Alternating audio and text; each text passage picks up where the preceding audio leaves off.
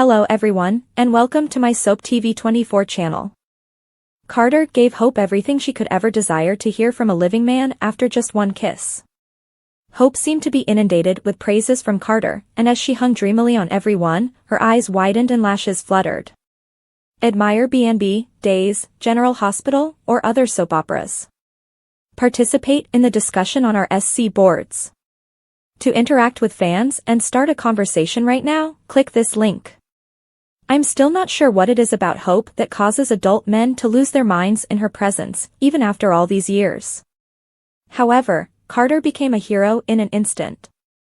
In a moment, he is presenting figures to incite Steffi and Ridge on HFTF's declining sales, but in the next, he appears to be a narcissistic colleague.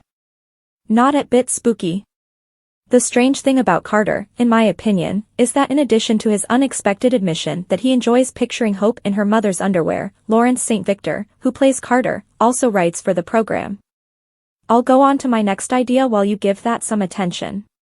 Hopelessly devoted, Carter's unexpected obsession with Hope is uncannily similar to Thomas's belief that he was her owner. Is Carter the unseen creep that we're not seeing? Let us take a closer look at what is happening. Alright, so it's not a leap to say that Carter finds Hope appealing. However, he serves as the company's COO and is a key decision-maker for her fashion line, which has been in dire straits for some time and is frequently under threat of being cut. I didn't really want to see it happen, even if I did recommend that Hope pursue the man who reports HFTF's profitability and counts the figures. And hello, is HR aware that these two are hooking up? Carter is one of Hope's supervisors and superiors, hence their involvement is inappropriate. Secondly, there should be awkwardness in everything from board meetings to holiday dinners because he dated her aunt, or they were friends with benefits, or something. Well, it shouldn't, but it won't. Carter and Paris, who is currently engaged to Hope's ex-husband Thomas, were almost married. The question is, if Hope and Carter were not newly acquainted, when did their attraction begin? Has he been repressing these thoughts in private for some time now, and with the slightest provocation, is acting as though he owns her? All that is known is that when Carter was working with Hope, he experienced sexual thoughts about her. Regarding Hope, he complimented her on her appearance, which immediately won her over. After telling Hope that she was the most incredible lady he had ever met and explaining all the reasons why, jeepers creepers, Carter kissed her. Carter may have overstated his objectives when he remarked that two attractive people should act on their attraction to one another. Carter hasn't stopped thinking about Hope at work since that one kiss. That could be a typical response from someone who is in love, but he went too far and began raising so many red flags that I feared the circus was coming to town.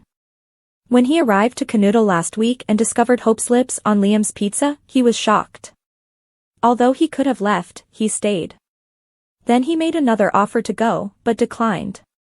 Then, Carter yelled that he was interfering and forced them to stop so he could have attention while Liam was playing with Beth. Even after that, he stayed put and found a reason to check his phone. Hope later told him that although Liam was interested in getting back together, she was waiting to see how things worked out with Carter. He doesn't have to maintain his insecure demeanor because she has been acting accordingly. He gives off a clinging vibe, which is unflattering. Carter didn't even notify her or speak with her beforehand that he would be speaking on her behalf. He shocked everyone by vehemently advocating for the preservation of her line. Hope did nothing but sit there and watch and wonder as he spoke on her behalf. She had no idea what he would say next. Carter has previously acknowledged altering the data and stated that he had anticipated more accurate estimates. Did it fail to work? At the meeting, he made no mention of it. Rather, he desired that everyone submit to Forrester's salvation, the apex of all that they were unaware they required. Carter is Forrester's COO, yet he wouldn't even respond to queries from Steffi. He even questioned whether Eric would take her and Ridge's place at one point. Perhaps that would have drawn more attention, but when Carter referred to Hope as a beacon of light, and claimed that Hope was the reason behind all Forrester was, everyone was left in disbelief. What? Perhaps Eric ought to return so Carter could clarify what that meant to him. Carter was considerably too possessive, way off the mark, and strangely insulting during that encounter. Is this simply poor judgment on the part of the person penning his own narrative? Is Carter actually giving us the creeps? I'm starting to wonder what's going on with Arter. He's been in relationships before, and he's known Hope for a long time. Yes, he stumbles a lot, but this time, something feels off. Perhaps it was the way Carter saw Hope posing in underwear that made him feel so unsettling. Perhaps it's the way he's thrown himself into it after only tossing about the idea of spending time with her, but Carter seems like a stalker. There was a genuine ick element to inviting an employee over for a celebration after she dominated her line during a meeting. However, it didn't help that she entered the room and immediately started having sex. Is it just me, or am I missing the link between these two? Maybe I'm mistaken, but I didn't think sparks were flying that quickly. However, it appears that Steffi is not the only one who has doubts about the truth. I find Carter's behavior uncharacteristic and it's unsettling.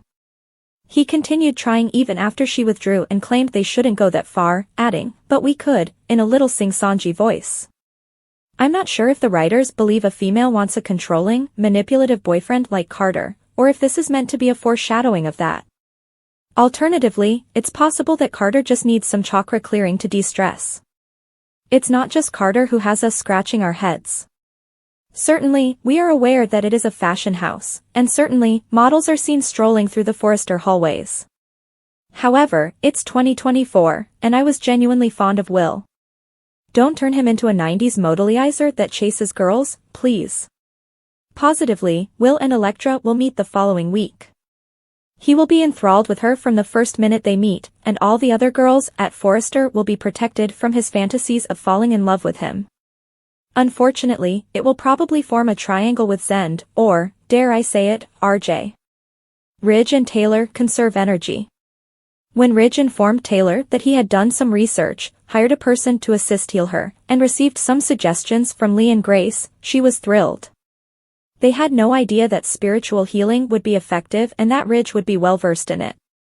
Ridge deserves my respect for keeping Taylor's secret and honoring his pledge to support her. To be sure, it was an unusual scenario for them to perform chakra work, but I liked how different it was. Not only that, but it was effective. The only reason I sound excited is that the plot thickened out. Anything that does that has my full support. When Brooke arrived, the candles were already lighted and the scene appeared to be cozy. Although Brooke couldn't have seen Chandra from the front door glass, she could have seen her from the rear, of course. Was Chandra a sex therapist, as she believed? Brooke continues where Sheila left off. Brooke assured Steffi, Taylor, Donna, Hope, Eric, Katie, Bill, Ridge, and herself that she was sure of Ridge's commitment and that Taylor couldn't have him back since Taylor came home. Perhaps she was for a fortnight, but it was a full-on Sheila Carter move to see her in between the curtains at the rear door. Sheila was probably the reason she knew to rush around to that location. That was simply strange. Thus, Brooke surveilled Taylor and Ridge and witnessed them staring into one another's eyes in a room illuminated by candles, with a woman observing them. Of course, Brooke would be Brooke, overreacting and taking it personally. Why did she not inquire about the situation until after Chandra and Ridge had departed? It must have been more enjoyable to wait until Taylor was by herself before confronting her and telling her you didn't trust a word she said. Nothing that you're yelling at someone says, "I'm not angry." Ridge is still willing to help, but Taylor insists she needs more healing. We can be certain that Brooke will exploit that as a pretext to divert attention to herself. Deacon? Bill? Eric? Men, pull out your calling cards. Bill was informed by Brooke that either Ridge or she would propose marriage if that was what they both want. Perhaps she will try that notion, and if it doesn't work, she'll fall into another person's arms, or they'll go to Brooke's bedroom together. Gods of soap opera, please, please don't let it be Carter.